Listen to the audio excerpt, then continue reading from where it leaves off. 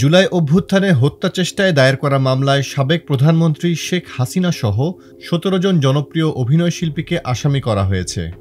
মামলার আবেদনটি করেছেন এনামুল হক নামের একজন ব্যক্তি। আদালতের নির্দেশে মামলাটি এজাহার হিসেবে গ্রহণের প্রক্রিয়া চলছে। ২৮ এপ্রিল সোমবার ঢাকার একটি আদালত মামলাটি গ্রহণের আদেশ দেন। ২৯ এপ্রিল মঙ্গলবার আদেশের অনুলিপি পেয়েছে রাজধানীর ভাটারা থানা। আসামিদের মধ্যে রয়েছেন সুবর্ণ মোস্তফা, অপু বিশ্বাস, নিপুণ আক্তার, মেহের আফরোজ শাওন, নুসরাত ফারিয়া, জায়েদ খান, ভাবনা ও আজিজুল হক সহ মোট ১৭ জন শিল্পী।